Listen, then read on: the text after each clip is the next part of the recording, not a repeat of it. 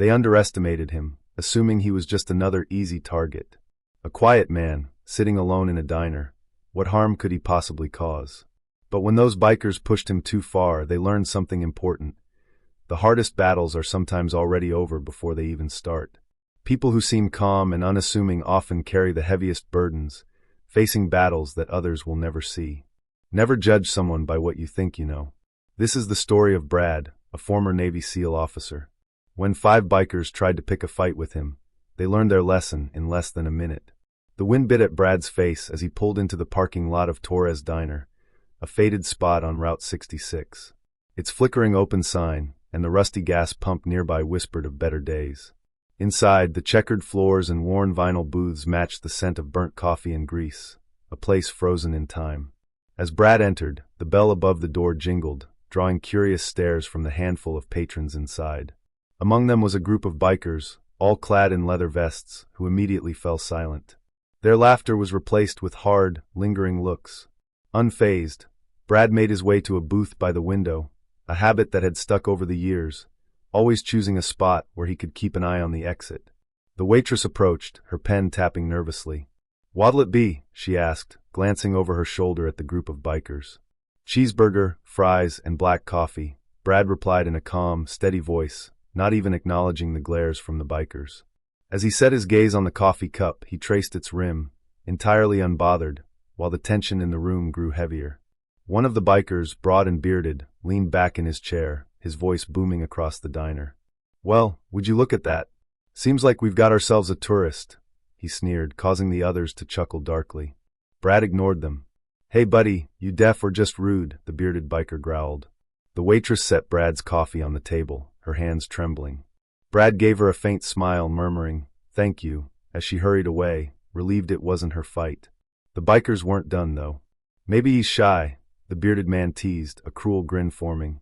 "Or maybe he's lost. There's not much for his kind out here." The other bikers laughed sharply, their amusement growing, but Brad remained unfazed, sipping his coffee as if their taunts were mere background noise. His silent calm only seemed to anger them more. With a scrape of a chair, the bearded man stood, his boots thudding on the floor as he swaggered toward Brad. The bikers leaned in, eager for a confrontation, while the waitress behind the counter froze, her eyes darting between Brad and the approaching man. Stopping beside Brad's booth, the bearded man leaned in, his sweat and cigarette-stained leather scent filling the air. "Hey, I'm talking to you, boy," he sneered, his words sharp. Brad didn't flinch. He calmly set his coffee cup down and looked up at the biker. "Is there something I can help you with?" he asked, his tone polite, almost detached. The unexpected response caused the biker to hesitate for a moment, but his bravado quickly returned. "You're sitting where you don't belong," he barked, his voice louder. Behind him, another biker shouted, "Show him Jimmy. Teach him some manners." Brad exhaled slowly, his calm voice cutting through the tension. "I'm just here for lunch," he said, his words only fueling the biker's frustration. Jimmy slammed his fist on the table, rattling the salt shaker. "I don't think you heard me, friend," he barked. Slowly, Brad raised his eyes to meet Jimmy's, no fear or anger present, just a stillness that made Jimmy hesitate. "Back off," Brad said in a steady, low voice. It wasn't a plea or a threat, but it was enough to make Jimmy snort, masking his unease. The air in the diner grew heavier, the moment stretched out like the calm before a storm. "You're going to learn respect today," Jimmy growled, reaching for Brad's collar. In a flash, Brad grabbed Jimmy's wrist, his grip ironclad. "Don't," Brad said softly, his voice calm but warning.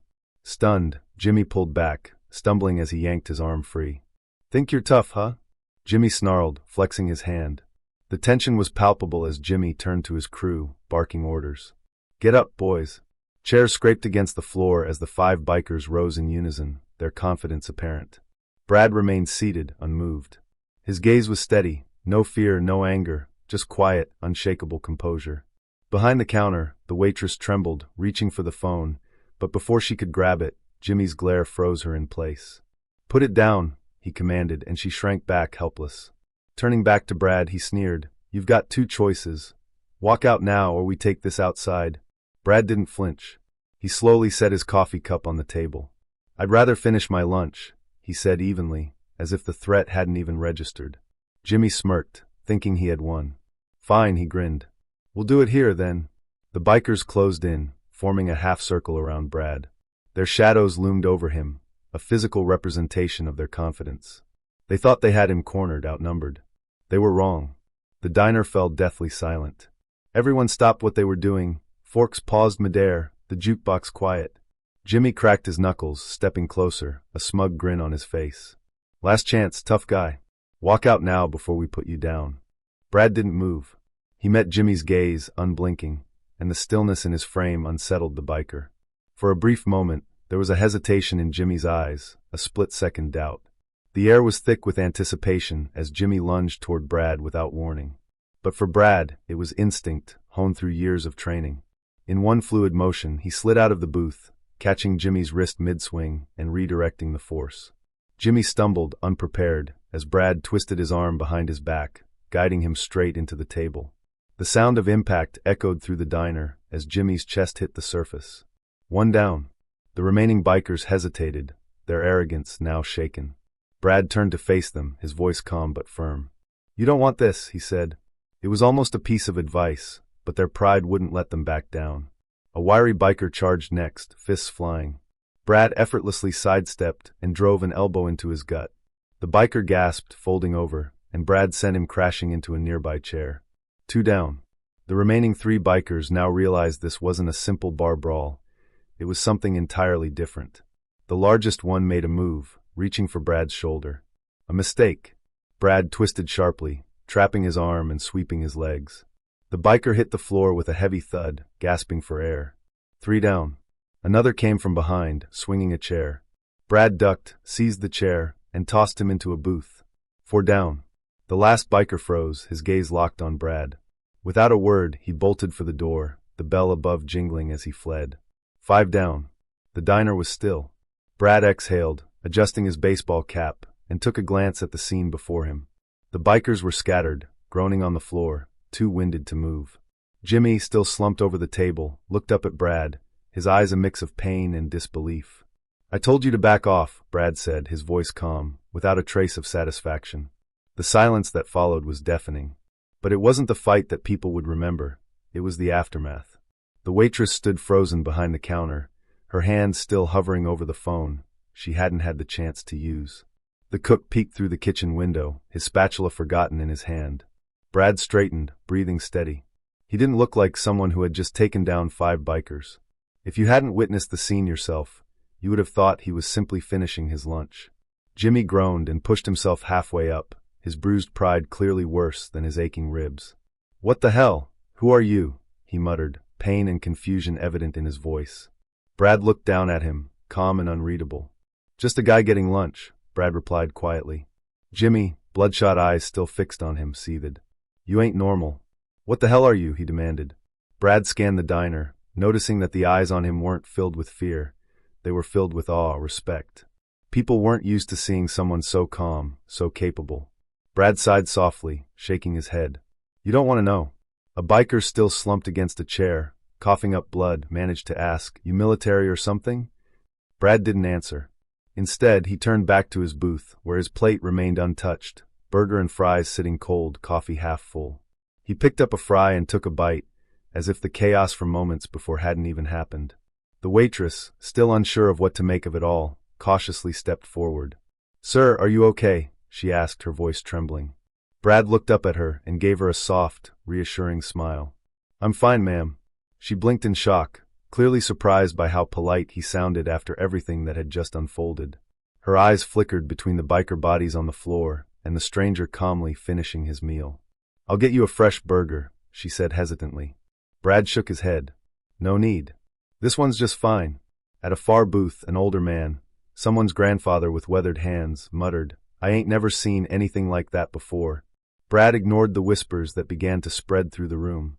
He knew exactly what they were thinking. A calm man in a world filled with noise stands out. People always remember that.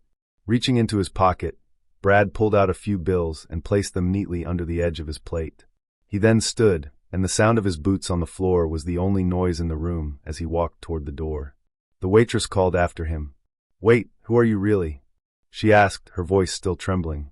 Brad paused, hand on the door. He glanced back, holding her gaze for just a moment longer than necessary. "Just a guy who knows how to finish his lunch," he said with a faint smile. Then, without another word, he stepped outside, the bell above the door jingling softly as it closed behind him. Outside, the gravel crunched under Brad's boots as he made his way to his truck. The biker who had fled earlier stood near his motorcycle, still in shock. He didn't speak. He simply stepped aside as Brad climbed into his truck. The engine roared to life, breaking the silence in the parking lot. Brad shifted into gear, glancing in the rearview mirror at the diner and the people still watching him leave. Then he drove off, leaving the quiet behind. The bikers would recover. Their bruises would fade. But the lesson would stick. You can't judge a man by how he looks, how he talks, or where he comes from. Sometimes the quiet ones are the ones you should never test. As for the people in the diner, the story wasn't over. It had only just begun. The small diner on Route 66 would never be the same again. Word spread quickly about what happened there. "I was there," someone would say. "The guy barely moved. Took those bikers apart like he was tying his shoes. Didn't even break a sweat." Another would add, "He was calm the whole time.